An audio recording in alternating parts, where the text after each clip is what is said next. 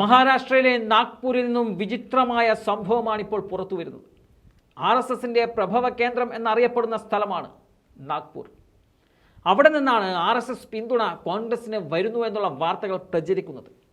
Activist കൂടിയായ Janardan moon എന്നയാളാണ് ഇത്തരത്തിൽ RSS എന്ന പേരിൽ ഒരു സംഘടന ഉണ്ടാക്കി പത്രസമ്മേളനം നടത്തി പിന്തുണ പ്രഖ്യാപിച്ചത്.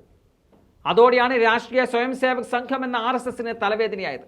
അതോടെ RSSന്റെ പ്രതിച്ഛായ മോശമാക്കി എന്ന് പറഞ്ഞുകൊണ്ട് ജനാർദൻ മൂണിനെതിരെ നടപടിയെടുക്കാൻ തെരഞ്ഞെടുപ്പ് കമ്മീഷനോടും പോലീസിനോടും RSS ആവശ്യപ്പെടുകയായിരുന്നു.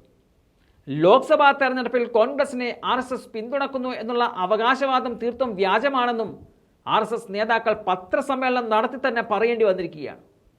RSS എന്ന പേരിൽ ഒരു സംഘടന രജിസ്റ്റർ ചെയ്യാൻ ജനാർദൻ മൂൺ ശ്രമിച്ചിരുന്നുവെന്നും അന്ന് അസിസ്റ്റന്റ് രജിസ്ട്രാർ ഓഫ് സൊസൈറ്റീസ് അത് തള്ളുകയും പിന്നീട് ആ തള്ളിയതിനെ ചോദ്യം ചെയ്ത് സമർപ്പിച്ച ഹർജി മുംബൈ ഹൈക്കോടതി തള്ളിയതാണ് എന്നതാണ് RSS പറയുന്നത്.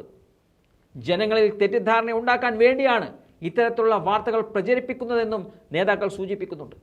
എന്നാൽ ഈ വിഷയത്തിൽ ജനാർദൻ മൂൺ പറയുന്നത് RSSലെ ഒരു ഭാരവാഹി 2020 ഈ പേര് ഉപയോഗിക്കുന്നതിൽ നിന്നും തന്നെ തടയാൻ ചാരിറ്റി കമ്മീഷണറെ സമീപിച്ചു എന്നതാണ്. എന്നാൽ കമ്മീഷണർ അവരുടെ ഹർജി തള്ളുകയും ഹൈക്കോടതിയെ സമീപിക്കാൻ ആവശ്യപ്പെടുകയും ചെയ്തു എന്നതാണ് ജനാർദൻ പറയുന്നത്.